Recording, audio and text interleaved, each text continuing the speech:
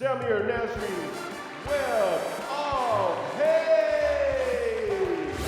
France crashed out of Euro 2012 pretty tamely really, with one exception. Samir Nasri didn't exactly win lots of new friends in Poland and Ukraine, but that's nothing new. He spent last summer falling out with everyone at his old club Arsenal. Samir wanted to leave the Emirates, and man did he make it obvious.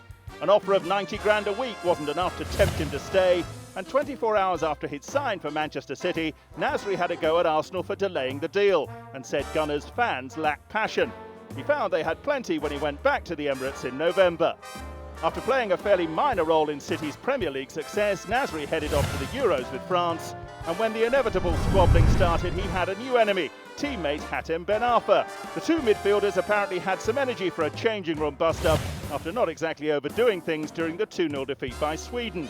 The outcome of that outburst was that Samir was dumped for France's woeful effort against Spain, and his Euros will be remembered for one thing: arguing with French journalists. OK, he did score against England, but celebrated by telling the scribblers in the stand to shut up.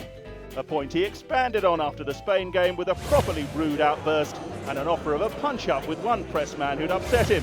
Another victim of that nasty Nasri temper is celebrity Arsenal fan Piers Morgan. The pair indulged in a little scuffle on Twitter after Nasri left the Gunners, which ended with Morgan betting him 10 grand that his old club would win a trophy before City did.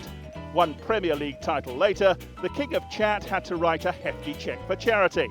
This story almost persuades us to forgive Nasri all his other misdemeanours, but not quite. YouTube.com/goal is full of stuff like this, and proper football too. To make sure you don't miss out, just hit the subscribe button.